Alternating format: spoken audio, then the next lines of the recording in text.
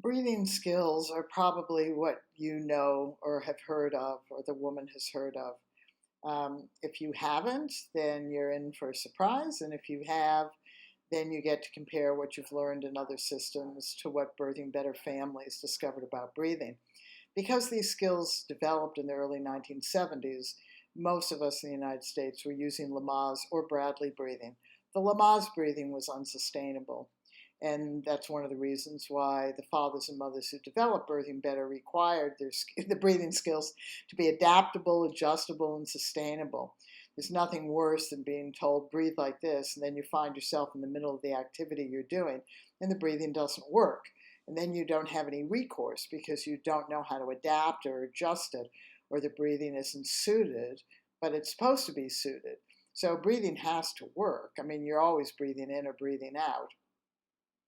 And Bradley method was used as well. So the Lamaze method was breathing in and out the mouth. Try doing that for 12 hours.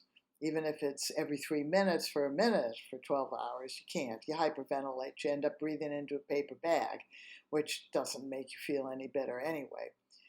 And Bradley was in the nose, out the mouth. And as you discover in the Birthing Better, there are a lot of variations to in the nose, out the mouth that range from, which we all do, sigh, right, to lots of things in between, which you'll discover. So the purpose of the breathing skills is to help you understand the 4 ways that humans breathe, the variations in each of those 4 ways, and then helping the woman to find the breathing variations that will help her cope and manage and deal with, stay on top of the pain that's associated with labor, because she's got to do the labor, the hard work, and labor contractions are often very, very painful. And your job is to be able to model that relaxed breathing and to help her as soon as you hear that she isn't coping very well. And it's sort of as simple as that. You're going to be next to her, you're going to hear her, you're going to be able to see her, and women's behavior indicates whether they're coping or not. There's sort of a caveat to that, because if women are very, very, very quiet, you don't know what they're thinking. I mean, we never know what another person's thinking. So we can't assume that a quiet woman is a woman who's saying there, I love birth. She could be saying, I hate birth. However, she's choosing, or she has some way of having her behavior be very, very still and quiet. And usually that is a choice that women make. Then there are women that make sounds, and those sounds can vary. Those sounds can sound very sexual. Oh, oh. Or they can sound painful. Oh, oh. That's not a subtle difference. You should be able to hear that.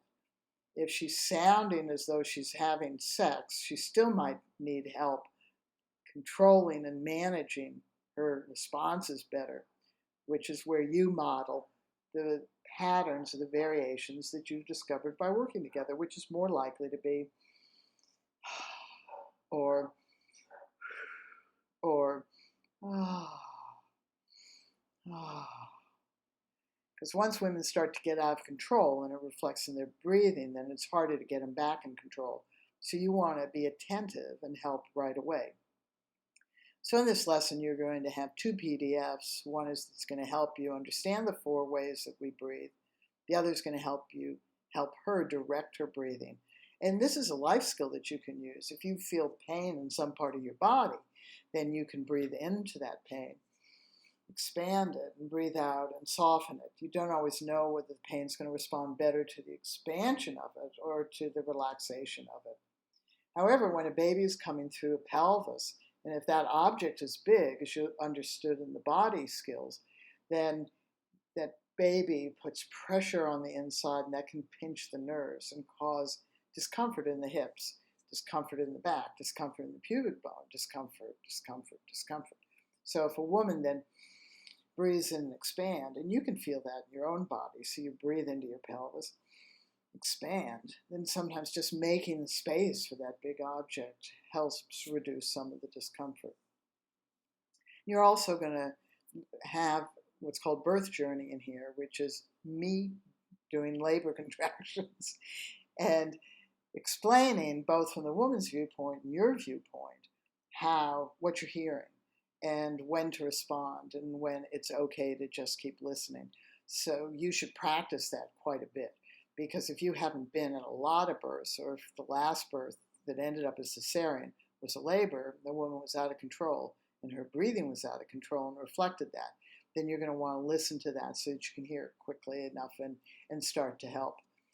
These breathing skills have been absolutely wonderful, and women are very evaluative of their breathing, and you're going to couple this to the 5 phases of contractions as well in the progression of labor. So your job is to help her use her breathing well, both her inhalation and her exhalation, to stay in control, to stay focused, to stay